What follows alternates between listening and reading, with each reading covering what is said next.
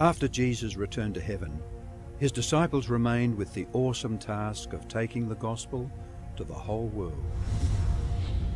Filled with the Holy Spirit, these men and women proclaimed the message they had received with boldness and power, reaching out to all corners of the then known world. But it was not without great opposition, first from the Jews, then from the Roman state.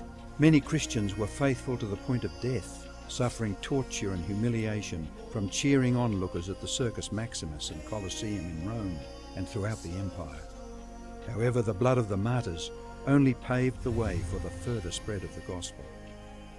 After years of persecution by the Roman emperors, one of them, Constantine, professed conversion to Christianity in 312 AD.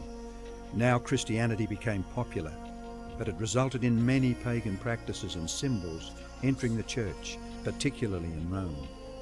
The Bishop of Rome assumed more and more power and authority and began to oppose and oppress all who recognized Jesus alone as the head of the church and who accepted the Bible alone as the supreme authority. To escape this increasing persecution, God's true people withdrew to the wilderness areas of Europe. In northern Italy, the Waldenses took refuge in the mountains. While many were slain, the light continued to shine in the darkness. God was still in control, and he began to raise up men like Wycliffe, Huss, Tyndale, Luther, Calvin and Zwingli to stand for his truth.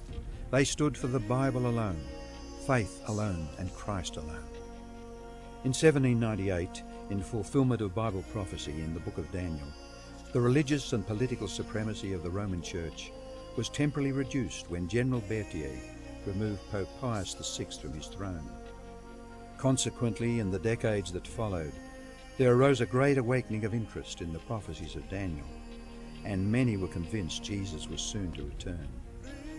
In the United States, the Baptist preacher William Miller was joined by hundreds of other preachers in their expectation of the return of Jesus in 1844. However, when Christ did not return in 1844, further Bible study led a small group to discover that Christ's ministry in the heavenly sanctuary was an explanation for their great disappointment. They discovered that the Bible taught that the seventh day was the Sabbath that Jesus had set aside for his people. Slowly they came to understand that their mission was to preach the three angels' messages of Revelation 14. Their goal as Seventh-day Adventists was to preach with power the everlasting gospel and to prepare the world for Christ's return.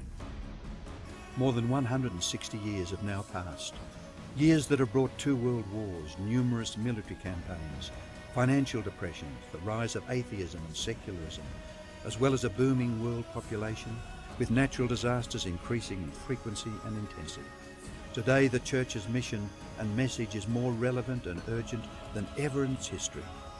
Jesus is coming soon, and the world must be warned. Prepare to meet your God.